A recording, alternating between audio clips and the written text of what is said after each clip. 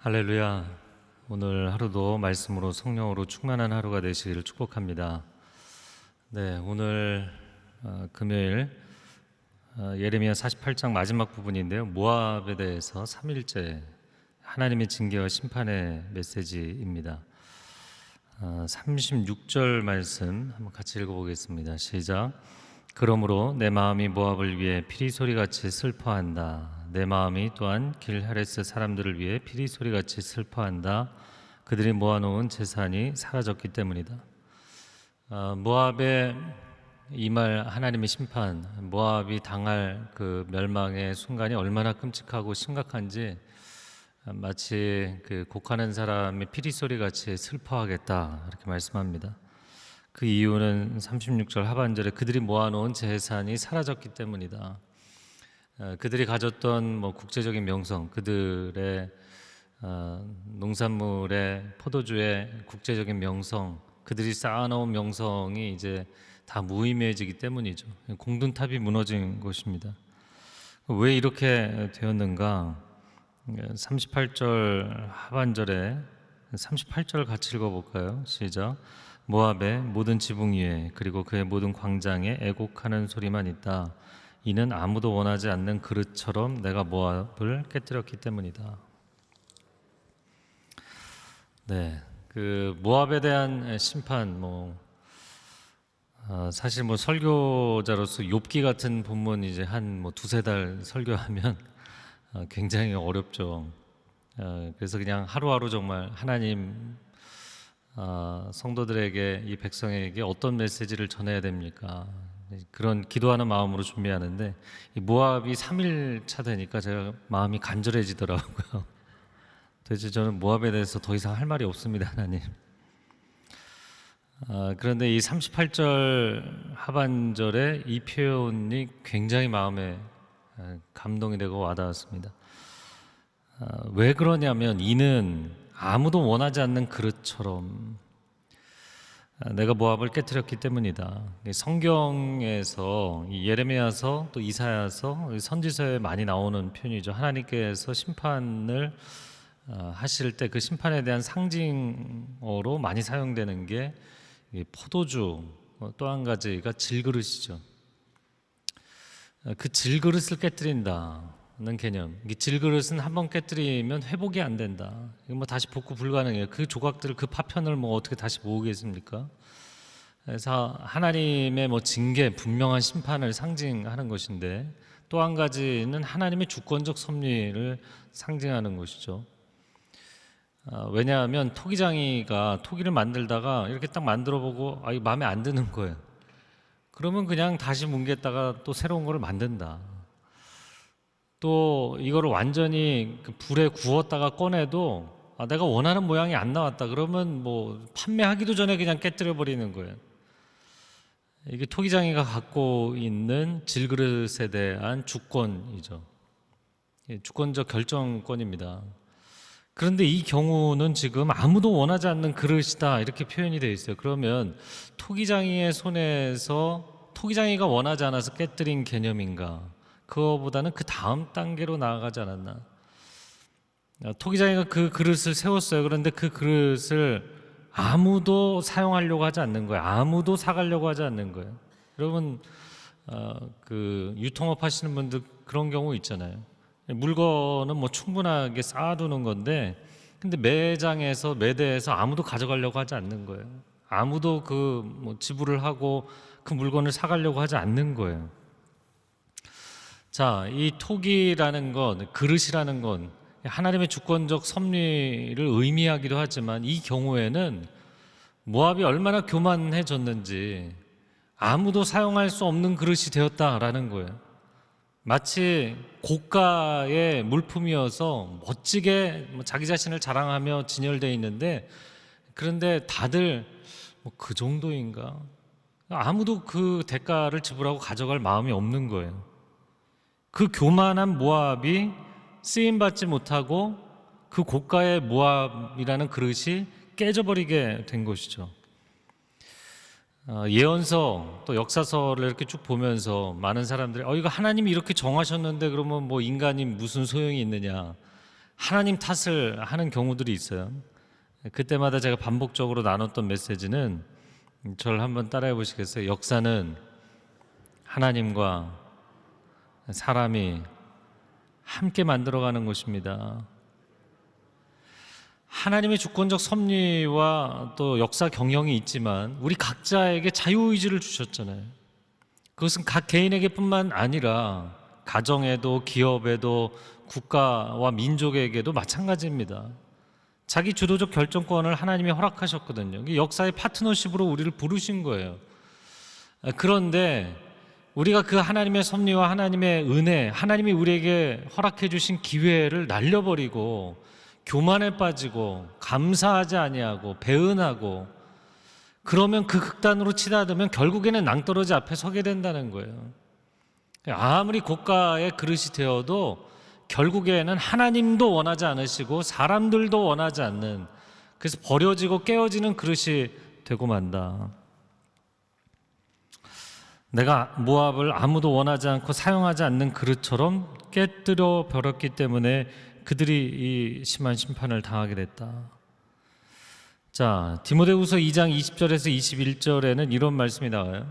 큰 집에는 금그릇과 은그릇뿐 아니라 나무그릇과 질그릇도 있어 귀하게 쓰는 것도 있고 천하게 쓰는 것도 있나니. 이게 디모데후서 2장 20절이거든요. 딱 20절까지만 읽으면 귀한 그릇이 되고 싶다, 좀 고가의 그릇이 되면 좋겠다, 뭐 이런 마음이 든다고요. 하나님, 저는 은그릇입니까 금그릇입니까 아니면 토기나 나무 그릇입니까? 이런 마음이 든다고요. 그런데 21절에 반전의 설명이 나와요. 그러므로 누구든지 이런 것에서 자기를 깨끗하게 하면 귀히 쓰는 그릇이 되어 거룩하고 주인의 쓰심에 합당하여 모든 선한 일에 준비함이 되리라. 20절에 분명히 집안에 많은 종류의 그릇이 있다라고 돼 있어서 그냥 객관적으로 또 외적으로 보면, 표면적으로 보면 고가의 그릇, 이거 뭐 천한 그릇, 이런 개념으로 분별을 한다고요.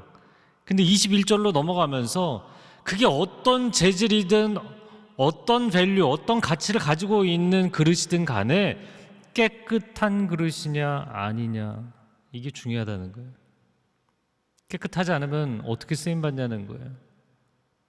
거룩하게 구별되어서 주인의 쓰심에 합당하게 되어야만 선한 일을 이루는 데 쓰임받을 것이다. 여러분, 금그릇이든 은그릇이든 깨끗해야만 거기에 음식을 담아서 생명을 살리지 않겠습니까? 사람을 기쁘게 하고 시대를 기쁘게 하지 않겠습니까? 그래서 사람들도 자신감은 뭐 충만하고 자존심은 강한데, 그런데 내가 누구에게도 쓰임받는 존재, 이게 쓰임받는 존재라는 건 도구적 존재를 얘기하는 거잖아요. 이게 목적적인 존재가 아니라 내가 도구적인 존재로 누군가를 위해서 쓰임받는 그릇처럼 살겠다, 이게 없으면 그 잘난 사람 때문에 가정이 깨지고 교회가 깨지고 기업이 깨지죠. 나라가 깨집니다. 여러분, 깨끗한 그릇으로 주님께 쓰임받는 인생이 되시기를 축복합니다. 쓰임받는 것을 기뻐하세요. 물론 우리 모두는 목적적인 존재로 창조되었습니다. 하나님께서 한 사람을 세상에 보내실 때 우리 한 사람 한 사람을 하나님의 자녀, 하나님의 형상으로 목적적인 존재로 보내셨어요. 당신은 사랑받기 위해 태어난 사람, 지금도 그 사랑 받고 있죠. 우리가 너무너무 기뻐하잖아요. 그래서 이 노래는 뭐 크리스찬들뿐만 아니라 난 크리스찬들도 너무너무 좋아하는, 마음에 기뻐하고 위로가 되고 은혜가 되는 찬양이잖아요. 근데 그 노래만 부르고 있으면 안 되거든요. 내가 뭐 잘하든 잘못하든 나는 목적적인 존재로 하나님께 사랑받는다, 이건 뭐 당연한 진리이고 영원한 진리이고 근간이 되는 진리입니다. 그러나 또 한 가지는 세상에 보낸 그 어떠한 사람도 사명이 없이 보낸 사람 없거든요. 사명자로, 사역자로 하나님 나라를 이루고 하나님이 내게 맡겨주신 일을 이루기 위해서 보냄을 받은 존재, 쓰임받는 존재. 여러분, 사도라는 타이틀이 신약 성서에서는 뭐 모든 종류의 사역자들 중에서 가장 중요한 사역자이죠. 그러나 사도가 무엇입니까? 보냄을 받은 자이잖아요. 왜 보냄을 받는가? 주인이 시킨 일이 있어서 보냄받은 거예요. 그러니까 좀 편하게 얘기하면 심부름꾼입니다. 뭐 대단한 위용을 갖고 있는 게 사도가 아니에요. 그래서 그 사도행전 또 서신서 이렇게 지금 신약 통독하고 있는데 한 분이 질문하셨어요.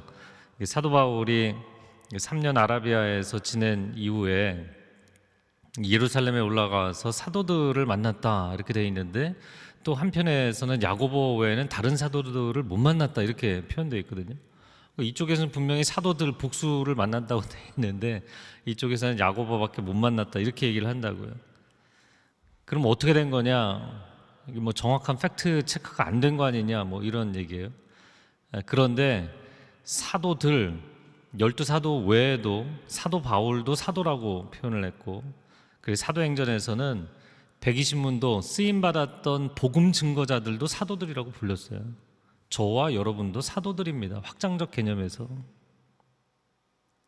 보냄을 받고 사명을 받아서 하나님의 심부름을 하는, 천상의 하나님 나라를 위하여서 심부름을 하는 존재, 이게 사도인 거예요. 할렐루야. 영광스러운 사명을 감당하는 존재인 것이죠. 사랑하는 성도 여러분, 우리가 이 땅에 살아가면서 왜 모압은 심판 이후에 회복의 길로 가지 못했고 이스라엘은 심판 이후에 회복의 길로 갔는가? 뭐 여기를 더 하나님이 선호하시니까, 여기를 더 편애하시니까, 이런 단순한 편애의 개념으로 이해하지 마십시오. 그 다음에 이 존재가, 이 나라가, 이 민족이, 이 사람이, 이 기업이 사명자로 쓰임 받을 것이냐, 아직 감당할 사명이 남아있느냐의 문제예요. 그래서 뭐 꼭 우울하게 생각할 필요는 없습니다. 왜냐하면 모세 같은 경우도 뭐 생물학적인 나이, 뭐 신체 컨디션 너무너무 좋았잖아요. 머리도 새지 않고 눈이 흐리지 않고 건강했다는 거잖아요. 그런데도 하나님 불러가셨죠. 왜? 더 이상 감당할 사명이 없었기 때문에. 우리는 수명이 다해서 떠나는 것이 아니라 사명이 다할 때 떠나는 것입니다. 그러므로 내가 건강하고 물질이 많고 화려하고 지위가 높고 그러면 내가 앞으로 상당한 기간 동안 내가 호의호식하며 살겠구나. 아니요, 사명이 닿으면 불러가시는 거예요. 그러나 아직 감당할 사명이 있으면 남겨두시는 것이고요. 지금 모압을 3일째 이렇게 보면서 모압에 대해서 하나님 뭘 말씀하라고 하시는 것인가? 바로 오늘 이 내용입니다. 우리는 우리 인생을 장식용 그릇처럼 살아서는 안 됩니다. 그냥 매대 또 집안의 선반에 과시용으로만 진열되어 있는 그런 그릇처럼 인생을 사는 것이 아니에요. 음식을 대접하는 용도로, 사람을 살리는 용도로 섬김과 나눔의 인생을 살아가는 저와 여러분 되시기 바랍니다. 그것이 가치 있는 인생이고 그것이 감격적인 인생을 사는 거예요. 사도행전 9장 15절 말씀에 하나님께서 다메섹의 아나니아라는 선지자 제자를 부르셔서 청년 사울, 그 청년 사울이 부활의 주님을 만나고 나서 눈이 이제 그 강렬한 빛 가운데 눈이 멀어 있었잖아요. 그 집가라는 거리로 가서 사울을 찾아가라. 그 사울을 만나게 하시고 이런 말씀을 하시죠. 주께서 이르시되 가라, 이 사람은 내 이름을 이방인과 임금들과 이스라엘 자손들에게 전하기 위하여 택한 나의 그릇이라. 하나님의 그릇. 자, 40절, 자, 이어지는 말씀, 아직 이 주제는 더 나옵니다. 40절에 보면 보라, 그가 독수리처럼 습격할 것이다. 모압 위에 큰 독수리의 날개를 펼 것이다. 이 독수리가 누구인가? 바벨론 왕 느부갓네살이죠.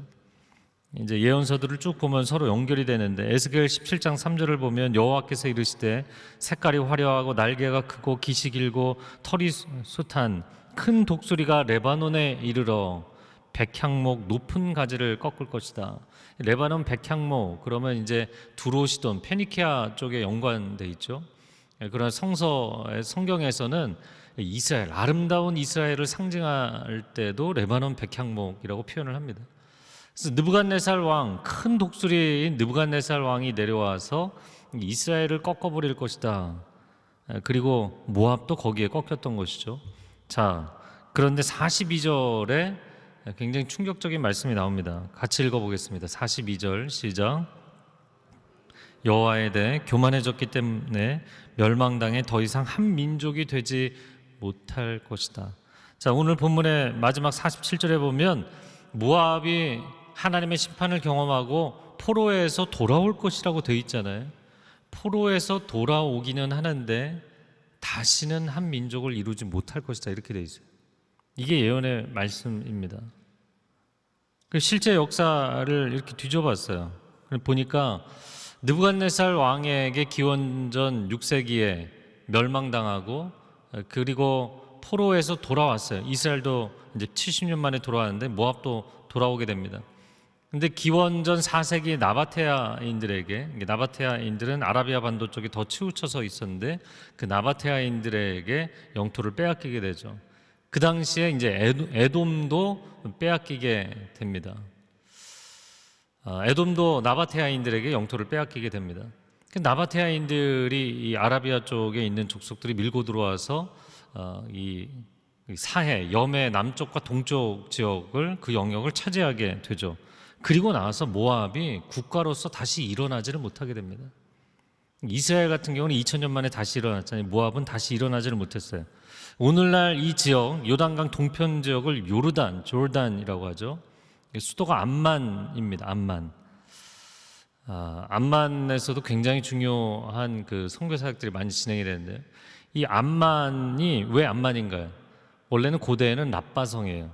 암몬의 주 수도였던 랍바성, 굉장히 강한 성읍이었죠. 이게 두 개로 구성된 성읍이었고, 이게 다윗이 굉장히 공을 들여서 점령을 했던 도시죠. 근데 그 랍바성이 암몬으로 돼 있고, 그 모압과 암몬 지역, 북쪽으로 아람 지역까지 다 요르단으로 통합이 됐어요. 그래서 모압은 암몬 사람들에게 흡수가 됐고 그들의 국가, 그들의 민족을 온전히 회복하지 못했어요.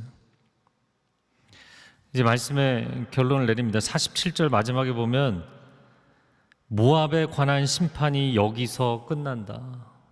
심판이 끝나고 포로기한도 할 것인데 그러나 다시는 일어서지 못할 것이다. 이게 모압에 대한 하나님의 예언의 종결입니다.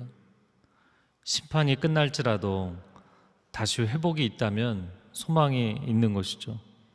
이스라엘의 역사는 그런 것이고요. 모압은 심판, 마침표, 끝이에요. 우리 인생은 어떤 길을 가게 될 것인가? 여러분, 제가 이번 주 중에 욜로에 대한 이야기 했는데, You only live once. 너 인생 한 번 사는 것이다. 이 현세주의잖아요. 한 번으로 끝난다. 이거를 우리 입으로 이야기하는 게 그게 사상적으로도 참 위험한 것이고, 하나님의 영원의 관점에서는, 역사 경영의 관점에서는 굉장히 위험한 얘기예요. 하나님이 회복하시면 죽은 자도 다시 일으키시는 거예요. 2000년 동안 주권을 잃어버렸던 나라도 회복하시는 거예요. 그들이 뭐 정치적으로나 외교적으로나 아니면 예수 그리스도를 고백하는 신앙에 있어서 잘못된 부분들이 있는 것은 그건 또 다른 별개의 문제고요. 놀랍게도 2000년 만에 하나님께서 회복하시잖아요. 그런데 이 성경의 심판의 예언으로 끝난 민족도 있다는 거예요. 이 시간 함께 기도하겠습니다. 물론 하나님의 백성들에게는 우리가 이 땅에서 아무리 어려움을 겪을지라도 또 하나님의 징계가 있을지라도 영원한 천국의 회복과 승리가 있는 줄로 믿습니다. 그러나 이 땅에 거하는 동안, 이 땅에 하나님께서 인생을 경영하시고 역사를 경영하시는 동안 하나님, 우리 각 사람이 모압과 같은 하나님께서 심판하시고 거기서 종결되는 인생으로 끝나는 것이 아니라 하나님 다시 일으켜주시고 회복하셔서 하나님께 쓰임받고 시대에 쓰임받는 하나님의 선한 도구로 쓰임받는 인생 되게 하여 주옵소서. 그러한 우리의 기업 한국교회 될 수 있도록 온누리교회 될 수 있도록 주님 역사하여 주시옵소서. 우리 두 손을 들고 주여 한번 외치고 통성으로 기도합니다. 주여, 오 주님, 우리 한 사람 한 사람의 인생을 주님 앞에 구별하며 나아갑니다. 모압을 통해서 우리에게 말씀하여 주십니다. 여기서 끝내겠는가? 여기서 마침표를 찍고 끝내겠는가? 다시 회복되어 하나님 앞에 쓰임받겠는가? 하나님 쓰임받는 인생이 되게 하여 주옵소서. 하나님 내게 남겨진 사명을 감당하는 인생이 되게 하여 주시옵소서. 주께서 이제 내려놓고 올라오라 말씀하시기 전까지는 사명자의 삶을 포기하지 않게 하여 주옵소서. 사명자의 삶을 타협하지 않게 하여 주시옵소서. 상황과 환경에 타협하지 않게 하여 주시고, 사람들의 동역자들의 어려움 가운데, 관계의 어려움 가운데 포기하지 않고 중단하지 않게 하여 주옵소서. 하나님의 사람들을 붙잡아 주시옵소서. 나의 영혼아 깨어 일어날지어다. 나의 영혼아 깨어 일어날지어다. 하나님도 원하지 않으시고 시대도 사람들도 원하지 않는 그릇과 같이 깨어지는 인생으로 끝나지 않게 하여 주시고, 하나님께서 기뻐 사용하시는 그릇이 되게 하여 주시고, 사람들에게 쓰임받는 그릇이 되게 하여 주시고, 시대에 쓰임받는 그릇이 될 수 있도록 하나님 우리를 사용하여 주옵소서. 우리 자녀들을 사용하여 주옵소서. 한국교회를 다시금 사용하여 주시옵소서. 오 하나님, 이 나라의 민족의 교회들을 긍휼히 여겨주시고 정결하게 하여 주시고 주인의 쓰심에 합당하게 하여 주옵소서. 디아스포라 교회들을 붙잡아 주옵소서.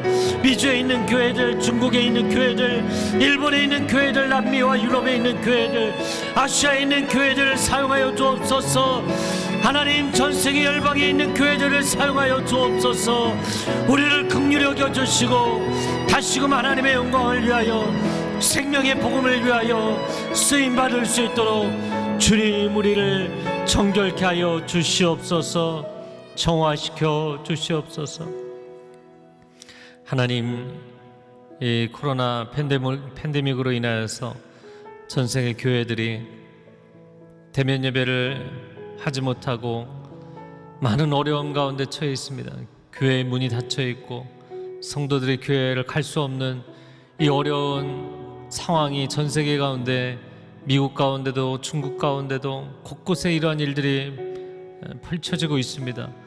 주님, 교회가 엎드려 눈물로 회개하며 변화되게 하여 주시고, 하나님 구원의 역사, 생명을 살리는 역사, 선교의 역사를 주님 오시는 그날까지 그 사명 온전히 감당할 수 있도록 교회를 회복하여 주시옵소서.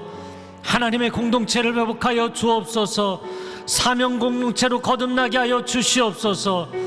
복만을 받고 안주하고 안일함에 빠져 있는 것이 아니라 다시금 일어서게 하여 주시고, 나의 생계, 나의 자녀의 인생의 성공만을 위해 인생을 분주하게 살아가는 것이 아니라 축복을 나누고 생명을 나누고 사랑을 나누며 사는 것이 우리의 존재 이유이고 사명인 것을 깨달아 알게 하여 주시고, 하나님, 그렇게 살아갈 때 온전히 우리 가정과 교회가 회복되고 이 나라의 민족이 회복되고 열방이 회복되게 하여 주시옵소서.